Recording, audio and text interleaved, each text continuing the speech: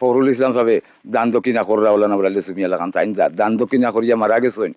আর এগুলা আমরা ফাইলিছি দেখি আর ফখরুল ইসলাম সব খাড়া হয়ে গেছেন গিয়া। আমার মসজিদের এখান থেকে 1.5 কিলোমিটারের ভিতরে ডাইনে এবং বামে, পূর্ব পশ্চিমে, উত্তর দক্ষিণে কোনো মসজিদ নাই। তিনোর মসজিদও আমরা 3-4 বছর ধরে নমাজ পড়ি আর মাটির মাঝে আপনার আমরা কোনো সময় পিঁপড়া টিপড়াও খামলাইন আপনার সাপ বিচ্ছু হামাই যান গিয়া তিনোর মসজিদ আমরা পড়ি আর নমাজ পড়ছি। আমরা অত্যন্ত খুশি আজকে আমরা ফখরুল ইসলাম ভাইয়ে আমরা মসজিদে 10,000 ইট আমরা উপহার দিছেন। মসজিদ নাই, কয়েক ফুটের মসজিদ, নিচে নাই নমাজ পড়ার মতো কোনো ব্যবস্থা। সেখানে সর্বক্ষণ উপদেবতাকে মশা মাছি সাপ বিচ্ছু এই ধরনের অবস্থা।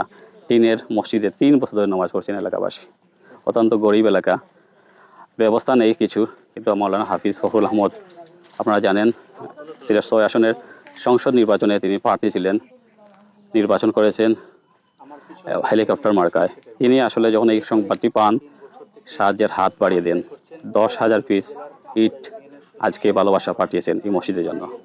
তিনোর মসজিদও আমরা 3-4 বছর ধরে নমাজ পড়ি আর মাটির মাঝে আপনার আমরা কোনো সময় পিঁপড়া টিপড়াও খামলাইন আপনার সাপ বিচ্ছু হামাই যান গিয়া তিনোর মসজিদ আমরা পড়ি আর নমাজ পড়ছি বুঝছেন।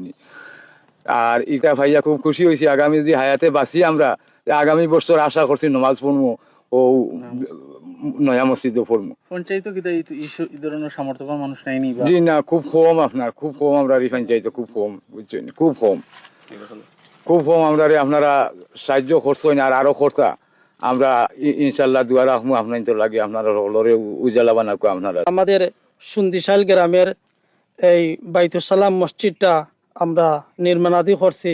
দীর্ঘদিন ধরে আমরা খুব কষ্ট করি আর এই মসজিদের নমাজ পড়বার লাগে, বাচ্চা কাচ্চা পড়াইবার লাগে। তো আমরা ফখরুল ইসলাম ভাইয়ের কাছে আমরা অনুরোধ করলাম, ভাই আমরা এই মসজিদটা সহযোগিতা করবার লাগে। আমরা অত্যন্ত খুশি আজকে আমরা ফখরুল ইসলাম ভাইয়ে আমরা মসজিদে 10,000 ইট আমরা উপহার দিছেন। দেশ বিদেশের যে যেখান থেকে আপনারা দেখা আমরা সহযোগিতা করবা।